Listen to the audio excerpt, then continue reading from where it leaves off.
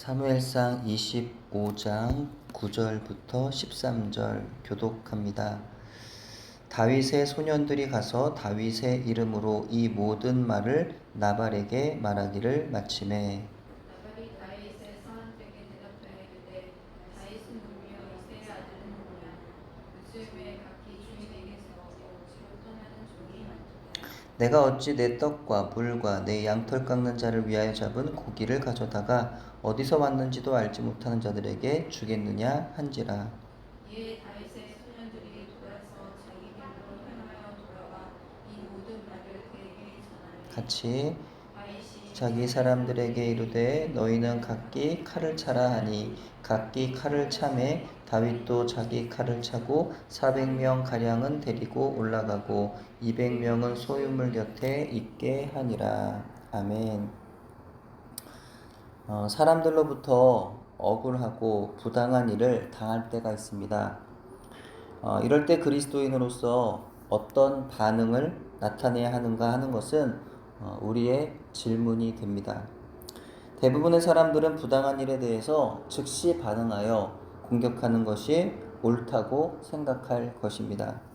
하지만 그리스도인으로서 조금 더 지혜로운 반응은 그 사람에 대하여 반격하는 것이 아니라 하나님을 바라보고 내가 걸어야 하는 믿음의 그 길을 계속 걸어가는 것입니다.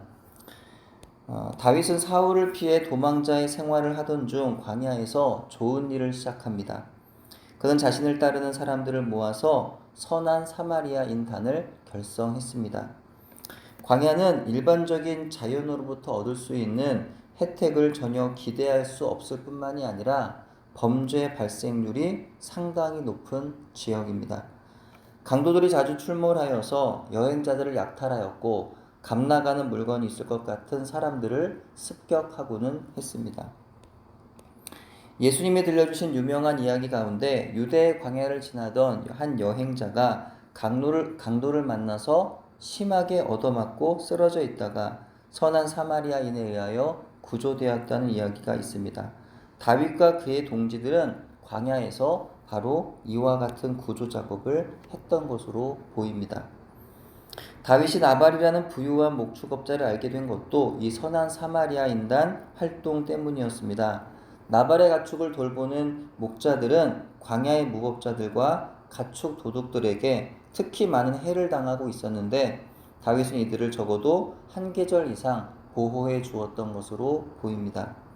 그러던 가운데 양털을 깎는 시기가 왔습니다. 이때는 한 해 동안 공들인 양모를 거두어 드리는 시기이므로 술과 음식이 가득한 잔치상이 벌어집니다. 양털을 깎는 길고도 힘든 작업 후에 굉장한 잔치가 벌어졌던 것이죠. 이때 다윗은 10명의 동지를 나발에게 보내어 잔치 음식과 술을 나누어 줄 것을 요청합니다. 그동안의 도움을 생각해 볼 때에 다윗의 요구는요 전혀 부당하지 않았고 적절하였습니다. 하지만 나발은요 이와 같이 말하고 있습니다. 다윗은 누구며 이새의 아들은 누구냐?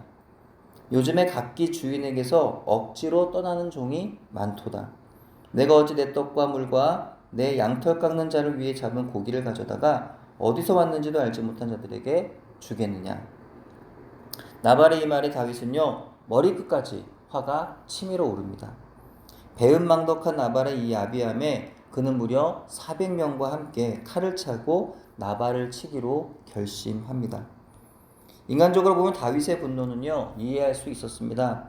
오랜 기간 광야에서 변변찮은 음식으로 지내던 다윗과 동지들은 상당한 기간 도움을 주었던 나발에게 잔치 음식을 나누어 달라고 부탁하면 그가 기꺼이 응해 줄 거라고 기대했을 것입니다.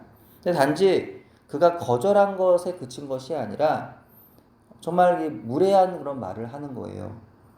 자기들을 주인에게서 도망 나온 떠돌이 종들 혹은 이름 모르는 도적대들 취급을 하니까 다윗이 화가 나는 것은 당연했습니다. 화가 치밀어 오른 다윗은요 이성을 잃었습니다. 하나님의 기름 부으심 받은 거룩한 자로서의 정체성도 잃어버렸습니다. 광야에서 배운 겸손함과 인자함과 긍휼도 잃어버렸습니다. 미치광이와 같은 사울 왕을 성령이 거하시는 전으로 하나님이 기름 부어 세우신 왕으로 인정할 수 있었던 그 다윗이 나발은 죽여도 상관없는 악하고 쓸모없는 그런 인간으로 보았던 것이죠. 복수를 하나님의 손에 맡길 줄 알았던 다윗이 지금은 자기 손으로 복수하려고 했던 것입니다. 하지만 이후 다윗의 잃어버린 정체성은 나발의 아내 아비가일의 지혜로운 말을 통하여 회복이 됩니다. 믿음의 사람 다윗의 거룩은 이와 같이 위기에 빠졌던 것이죠. 나발의 무례함 앞에서 다윗은 더 이상 성령의 사람이 아니었습니다. 이전과 같이 하나님 앞에 묻고 또 물었던 다윗의 모습은 온데간데 없었습니다. 이렇게 다윗은 또 다른 사울이 되어버릴 위기에 놓여 있었던 것이에요. 이것은 거룩해야 할 성령의 사람의 모습은 아닙니다. 오늘날 크리스천의 모습, 성도의 삶, 제자의 삶도 아닙니다. 제자의 삶은요, 그리스도를 따르는 삶이죠. 나의 선의가 받아들여지지 않고 악의로 돌아올 때에 진짜 제자는 거기 반응하지 않습니다. 제자란 누구든지 나를 따라오려거든 자기를 부인하고 자기 십자가를 지고 나를 따를 것이니라 라고 하는 주의 말씀에 순종하는 사람입니다. 자기를 부인한 사람은 남이 나에게 어떻게 하든 관심 없습니다. 오직 주님이 내게 원하신 일에만 관심이 있는 것입니다. 이런 질문하는 분이 계셨습니다. 나를 괴롭히는 사람이 있는데 자기는 반격하지 않는다는 겁니다. 겁이 나서도 아니고 용기가 없어서도 아니고 예수님이 하신 그 말씀을 생각하면서 반격하지 않는다는 겁니다. 하지만 마음속으로는요, 분노가 쌓이더라는 거예요. 가해자는 기분이 나쁠 때마다 사람들에게 즉시로 풀기 때문에 그때만 지나고 나면 아무 일이 없었다는 듯 남에게 여유롭고 마치 평안한 사람처럼 그렇게 살아간다는 거예요. 하지만 피해자인 자기는 마음에 쌓인 분노를 풀지 못하여 불편한 사람이 되고 감사가 사라지더라는 겁니다. 그러면서 하는 질문이 바로 그리스도인이라고 항상 참아야 하나요? 라는 질문을 하시는 거였습니다. 저는 그리스도인으로 산다고 사는데도 오히려 가해자들보다 더 불평과 원망과 짜증의 사람이 되고 있다는 것이 괴롭고 화가 난다는 겁니다. 그러면서 묻습니다. 왜 이런 걸까요? 저는 이에 대한 대답으로 물론 그리스도인으로서 참아야 하겠지만 사실 무조건 참는 것은 아닐 수도 있겠다라고 이렇게 말했습니다. 실제 생활의 현장에서는 어려운 부분이 있기 때문이다라는 거죠. 먼저는 성경적인 대답은 아니겠지만 생활의 지혜라고 할까요? 하찮아지느니 불편한 사람이 되기로 했다라는 책에 나온 내용을 소개하면서 먼저 이런 얘기를 드렸습니다. 나에게 무례하게 말하고 함부로 행동하는 사람 앞에서 분명히 내가 불편하다는 것을 상대방에게 인지를 시켜주어야 하는데 이에 대하여 직접적으로 상대방에게 반격하지 않아도 충분히 의미가 전달될 수 있도록 분명하게 하지만 지혜롭게 돌려서 말하는 방법도 있겠다라고 그렇게 말했습니다. 하지만 문제는 그것이 근본적인 해결은 될 수가 없다는 것이죠. 본질적인 원인은요, 나에게 있을 수 있다라고 했습니다. 그래서 저의 경우를 예로 들면서 저 또한 자꾸 사람을 의식하게 된다라는 얘기를 했어요.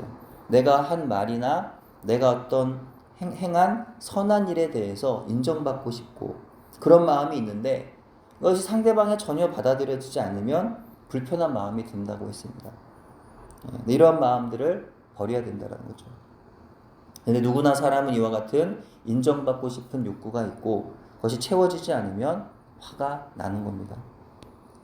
하지만 우리의 시선을 나에게서 하나님께로 돌리면 사람들이 나를 인정하지 않고 나를 괴롭혀도 그것이 큰 문제가 되지 않는다고 말했습니다.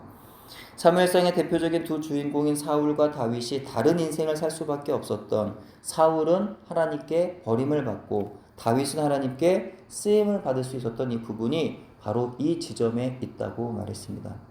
사울은 언제나 시선이 사람에게 있었고 그렇기 때문에 늘 사람의 말에 귀를 기울이고 사람에게 인정받기를 원했습니다. 하지만 다윗은 하나님께 시선이 있었기 때문에 사람의 말이 아닌 하나님의 말에 귀를 기울였고 하나님께 인정받는 사람이 될 수 있었습니다.